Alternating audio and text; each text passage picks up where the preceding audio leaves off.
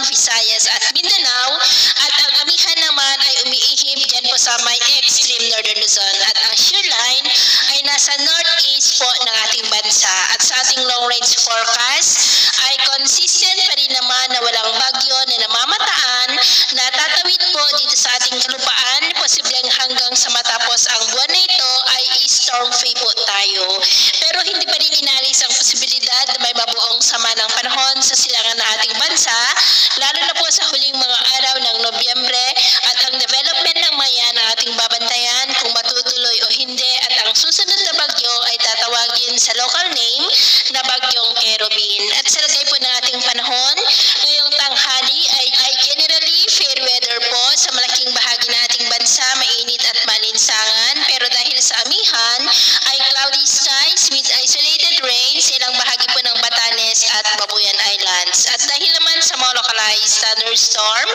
dulot ng easterlies ay cloudy skies with isolated rains rin sa ilang bahagi ng Infanta,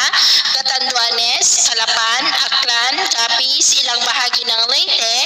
at Samar provinces. At sa susunod po ng mga oras, generally fair weather pa rin sa malaking bahagi ng ating bansa, pero may chance pa rin ng cloudy skies with isolated rains, lalo na po dyan sa may Batanes, Babuyan Islands, ilang bahagi ng Ilocos Norte, La Union, Sorsogon, Aklan, Samar provinces at Leyte.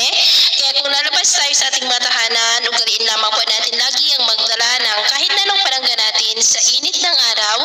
at proteksyon na rin po sa mga biglaang buhos ng ulan. At sa atin naman po mga baybayin, dahil sa amihan at easterlies ay maalon po o rough sea condition sa seaboard po ng Batanes, Cagayan, Babuyan Islands, maging po sa northern Luzon seaboard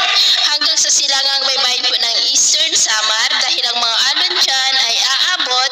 hanggang po sa 3 to 5 meters height. Kaya hanggat maaari